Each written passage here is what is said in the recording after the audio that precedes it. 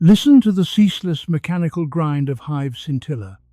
There is a creeping nihilistic horror in realizing that the apex of luxury is merely a comfortable seat overlooking the abyss. We speak of the nobility as the masters of this cataclysmic empire.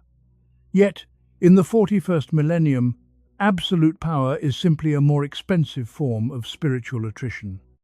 Lord Valerius Hax did not merely inherit a venerable title. The heir inherited a gargantuan debt of genetic vitae, mathematically impossible to repay. Every golden spire is erected upon a foundation of crushed bone and mechanized servitude.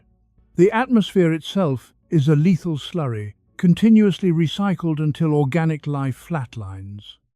When the vintage wine begins to taste like the metallic tang of an agonizing bioalchemy harvest, does the aristocrat have any choice but to willingly descend? To abandon the light of the throne is a blasphemous act. To embrace the abyssal shadows is to accept the ultimate martyrdom. His lineage was a cathedral built on surgical desecration. The matriarchs and patriarchs consumed vital essence as casually as they breathed the highly perfumed artificial air. These gilded servants are considered the absolute height of fashion. Their tragic attrition is just another lavish sacrament for the gluttonous, unfeeling elite. The Court of Whispers offered a terrifyingly sweet oblivion. They lured the vulnerable into a cycle of sensory excess, turning banquet halls into a cataclysmic harvest of souls. But amidst the putrescent decay of the lower hive, a different kind of predator patiently waited. The Inquisition operates exactly where the Emperor's light is completely extinguished.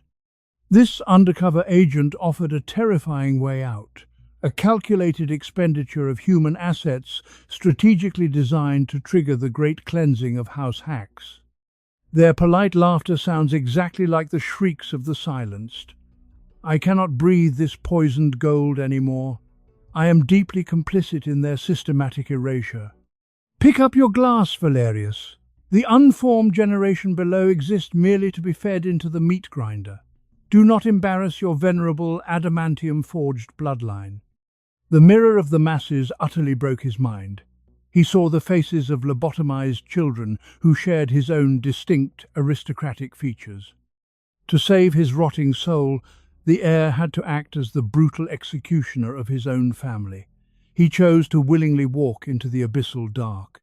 The terrifying descent was a literal manifestation of his social attrition. Miles of toxic atmosphere separated the indifferent executioners from the endlessly executed. He arrived not as a venerable savior in adamantium armor, but as a wandering ghost, a broken man desperately seeking to be erased from the galactic record. You seek a final catharsis for your grotesque sins, Lord Hax. The tides of the warp demand a heavy sacrifice. We must systematically dismantle the spire. He accepted the blasphemous pact, a suicidal infiltration to expose the Court of Whispers, absolutely guaranteeing his own mathematical suicide in the process.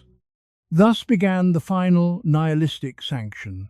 The Fool of the Spire would organize a Gala of Hope, a meticulously crafted trap of absolute devastation.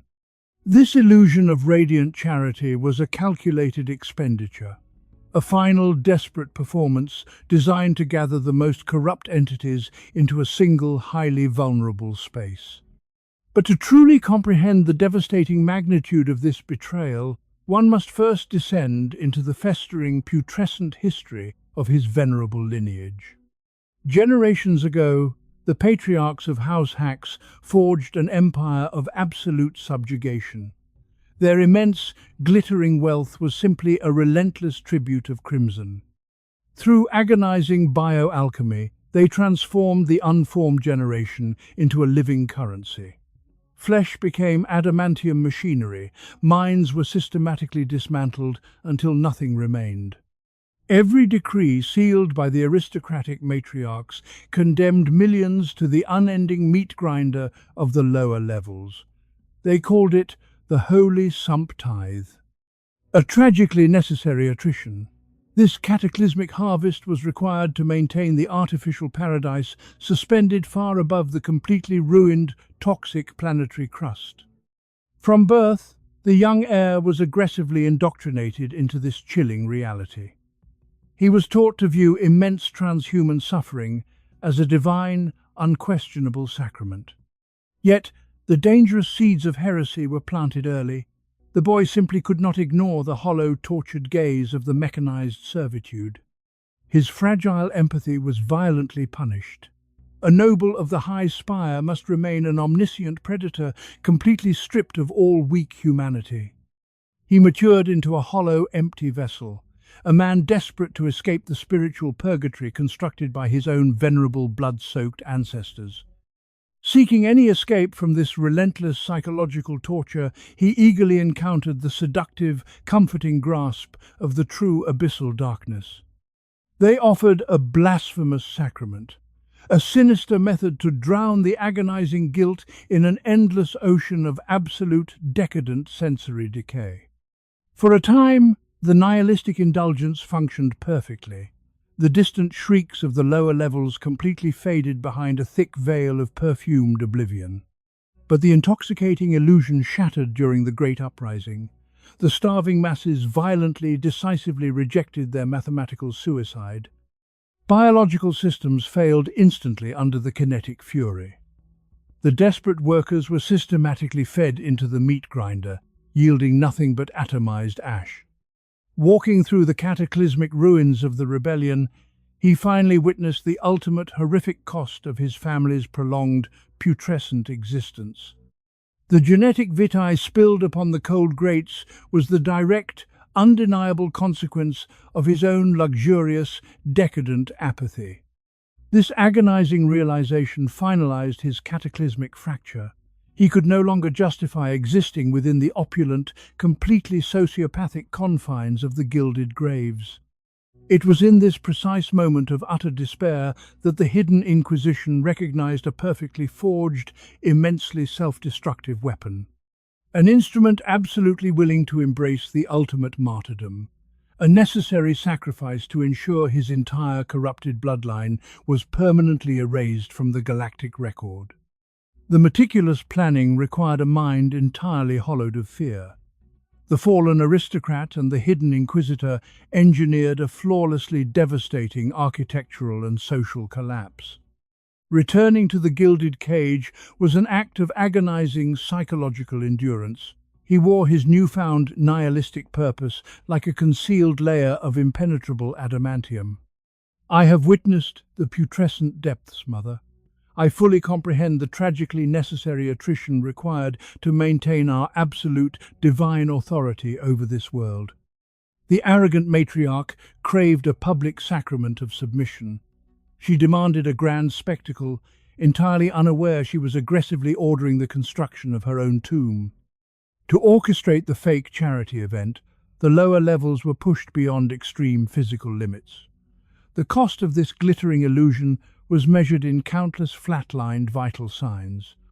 The Inquisition excels at weaponizing decadence. A single modified relic would soon ensure the entire corrupt congregation remained completely paralyzed for the final cataclysmic judgment.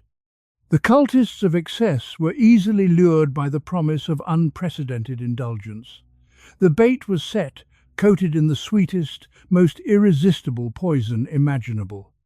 He arranged the living furniture with the clinical detachment of a mortician. Every golden, lobotomized victim was positioned to perfectly witness the upcoming blasphemous retribution. There would be no more sensory escape. He required absolute, agonizing clarity to execute a betrayal of this massive, unprecedented magnitude. The great and terrible gathered in their finest rotting silk, a congregation of predators unknowingly marching directly into a meticulously engineered, inescapable meat grinder. The matriarch claimed her throne of flesh and gold, fully believing her divine authority was absolutely restored. Her supreme confidence was her ultimate, fatal weakness. The cultists arrived, their corrupted souls vibrating with horrific anticipation. They sought to hijack the Gala for their own dark, Slaneshi sacrament of total desecration. The mathematical suicide was locked in, the complex gears of the trap engaged, severing any remaining possibility of a coward's retreat.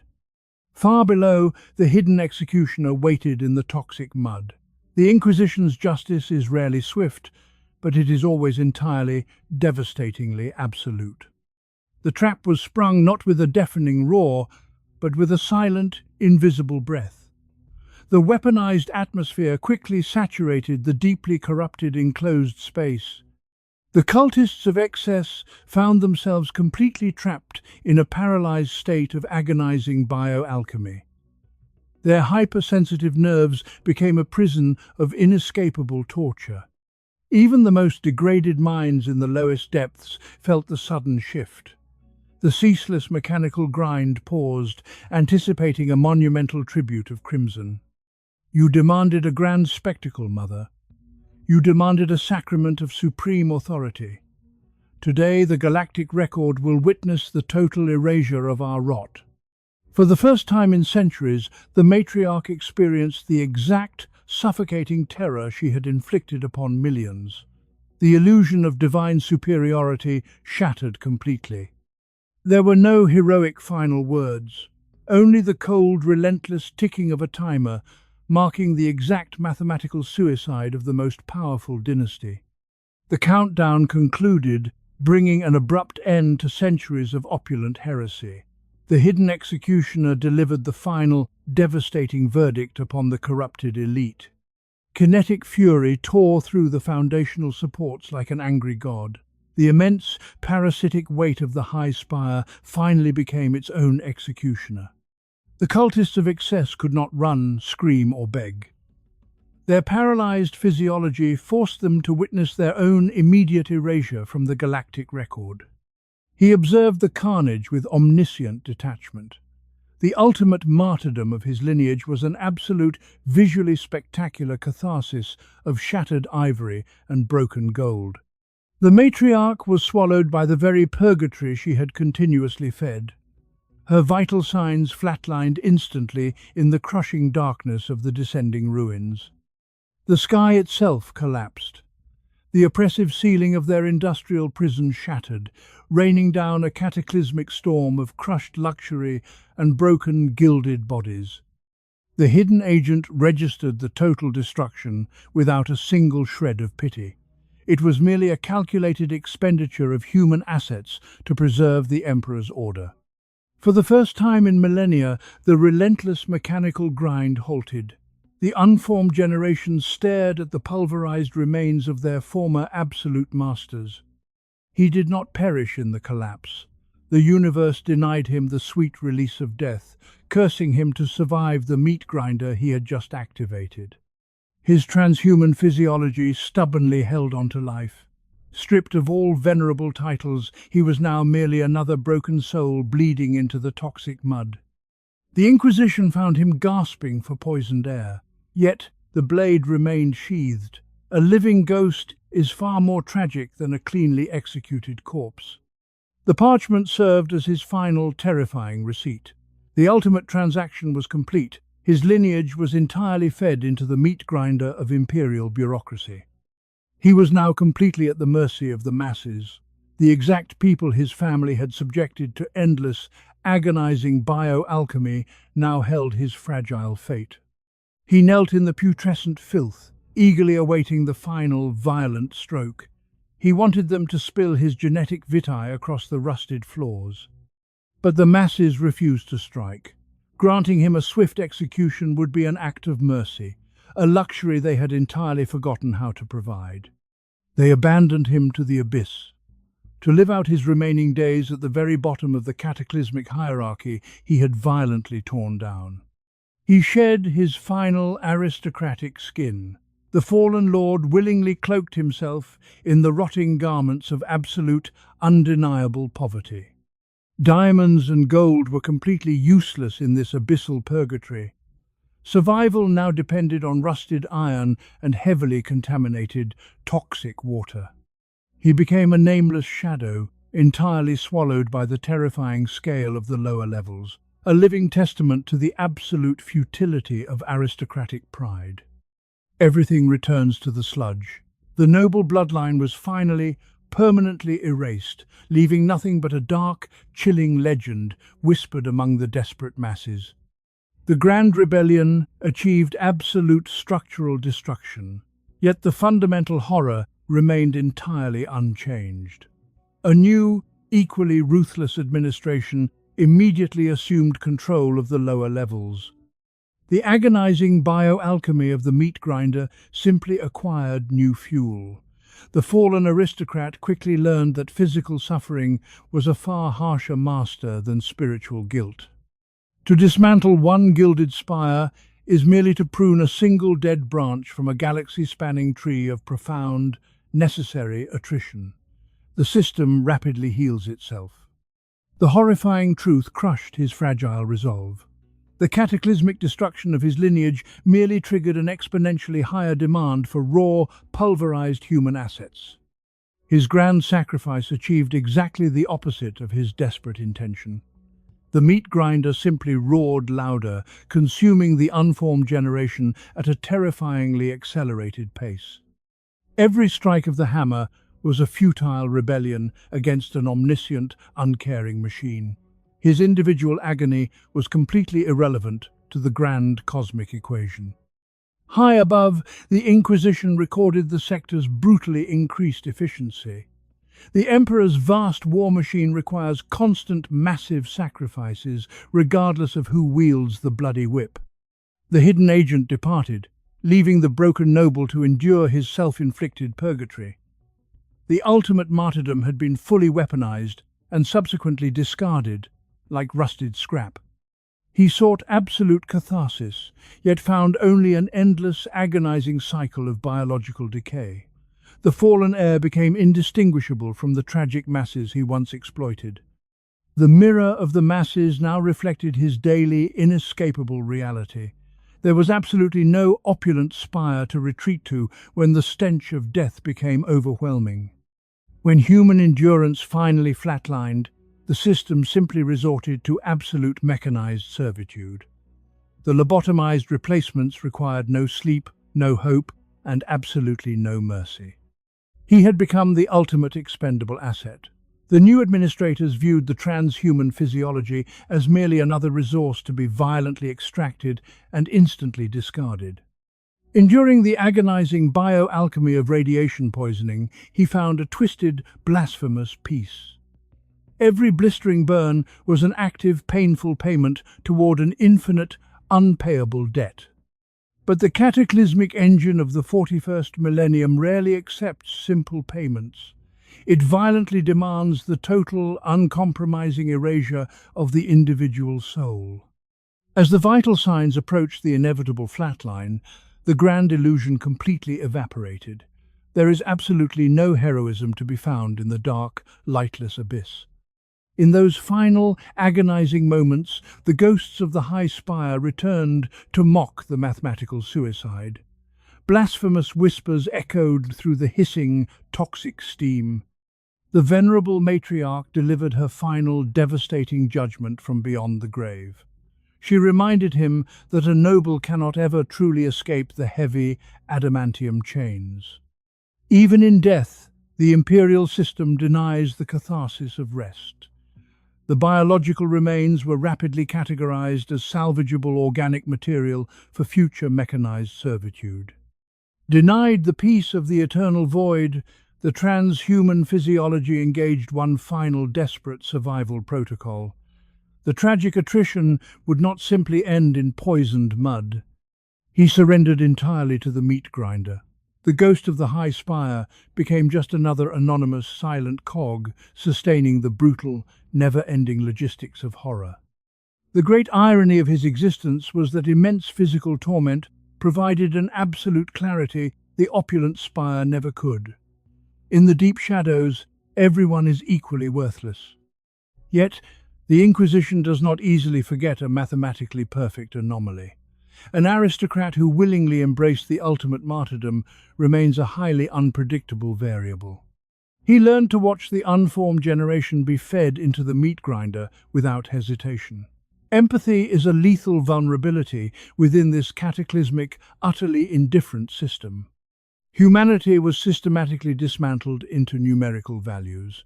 A beating pulse was merely a metric of remaining kinetic output before the inevitable, mathematically guaranteed biological flatline. Any lingering memory of his venerable lineage was aggressively purged. The ghost of the High Spire recognized that aristocratic nostalgia is a highly toxic, paralyzing poison. He manually cleaned the spilled genetic vitae of the newly lobotomized, bearing silent witness to the absolute, most blasphemous form of surgical desecration. Flesh is notoriously weak, but mechanical replacements offer absolutely no salvation. They merely prolong the agonizing bioalchemy of an utterly meaningless, agonizing existence. This was the true logistical horror of the Emperor's realm. Billions of transhuman souls were consumed daily just to keep the vast, rotting machinery barely operational.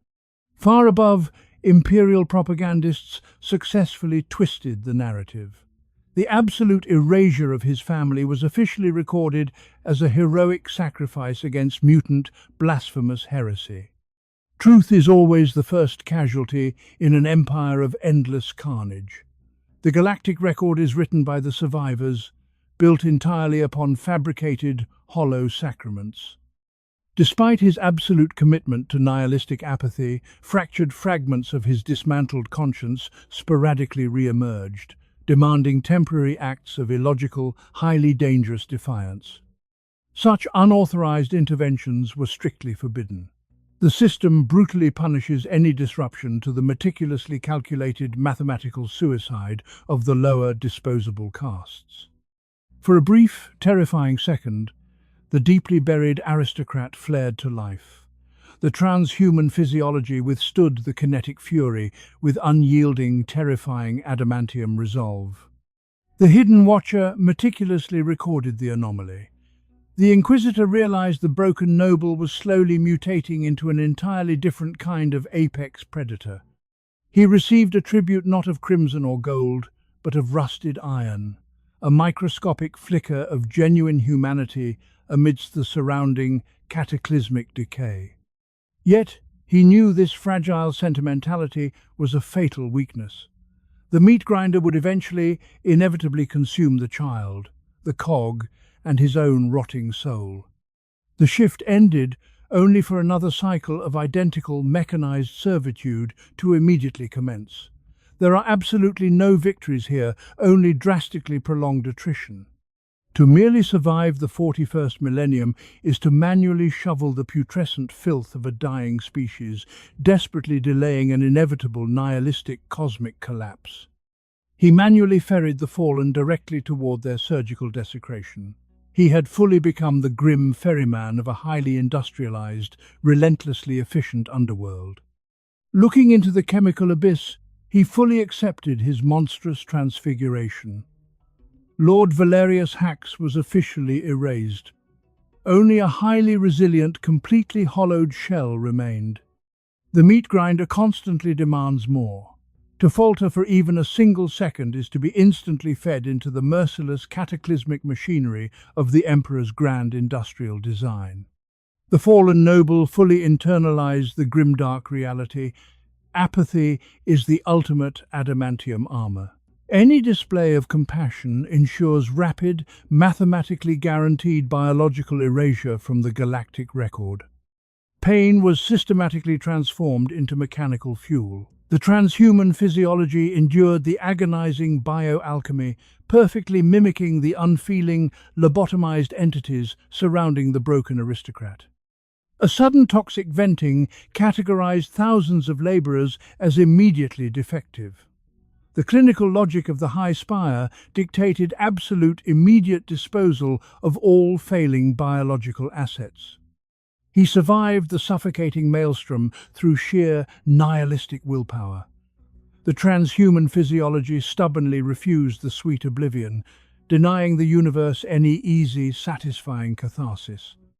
The Inquisition watched with cold, clinical fascination. The Crucible of the lower hive had successfully forged a unique, highly venerable instrument of pure survival. The aftermath resembled a cataclysmic harvest. The sheer logistics of horror reduced human existence to an endless cycle of agonizing bioalchemy and immediate surgical desecration. The glorious propaganda mocked the putrescent reality. They worshipped venerable angels of death, while actively transforming their own unformed generation into atomized ash. He made a final, blasphemous choice. To fully survive the abyssal purgatory, the aristocrat deliberately eradicated the last, fragile spark of human empathy. The transformation was absolute. The ghost of the spire willingly descended into complete mechanical anonymity, perfectly blending into the unfeeling, massive tide of lobotomized flesh. The ultimate insult was the absolute indifference of the system. The grand orchestrator of the spire's destruction was now completely, utterly invisible. When the cataclysmic floods arrived, he refused to flee. He anchored his transhuman form against the kinetic fury, challenging the abyss to completely consume him. The acidic maelstrom violently tested his adamantium resolve. Yet, the physical agony was absolutely nothing compared to the vast, nihilistic emptiness occupying his soul. He offered absolutely no salvation. To intervene would be a blasphemous violation of the perfectly ruthless, mathematically precise mechanics of the great meat grinder. The slaughter passed, leaving him standing in a vast, putrescent graveyard. He had successfully outlasted the cataclysm, proving his dark, undeniable mastery over the abyss. The Inquisition closed the highly classified file. The target was not erased by a bullet, but completely consumed by the agonizing logistics of horror. The mirror of the masses finally presented a perfect, undistorted reflection. The Heir was gone. Only a deeply scarred, highly efficient organic tool remained. He embraced his final, permanent form. The heavy industrial drill replaced the signet ring. The putrescent smog completely replaced the luxurious, floral-scented atmosphere. He did not merely participate in the mathematical suicide, he eagerly led the charge. He found a profound, dark apotheosis in absolute, undeniable physical destruction. The rebellion was entirely futile. The immense cataclysmic machinery of the Emperor requires absolutely no loyalty, only the continuous bloody friction of the meat grinder. The tragedy of the High Spire concluded not with a cataclysmic explosion, but with a quiet, pathetic whimper. The system simply swallowed the rebellion whole. Every individual loss was instantly mathematically corrected. The great meat grinder requires an endless stream of agonizing bioalchemy, completely indifferent to the specific origin of the flesh. The universe entirely successfully dismantled his mind. The aristocrat experienced the ultimate martyrdom, completely erased from the galactic record without shedding a single additional tear. The gilded cage was rapidly rebuilt, more robust and terrifyingly opulent than before. The cataclysmic purge ultimately served only to temporarily renovate the abyssal purgatory. A new generation of parasites eagerly assumed the venerable thrones. They will sip the tribute of crimson, entirely blind to the inevitable, mathematically guaranteed collapse. He embraced the absolute futility of existence. His transhuman physiology became a willing sacrifice, a final, nihilistic sacrament offered directly to the uncaring dark. The omniscient overseers recognized only numbers. A legacy of adamantium and gold was violently reduced to a simple, highly efficient daily production quota. There is no grand catharsis awaiting the shattered elite. Only the ceaseless, deafening rhythm of a merciless empire meticulously devouring its own deeply corrupted offspring. He sought to break the wheel, but the wheel violently broke him. The ghost of the High Spire chose to rot, and the Sump eagerly obliged. In the grim darkness of the far future, there is only war. And beneath the war, the silent, cataclysmic attrition of completely forgotten transhuman souls.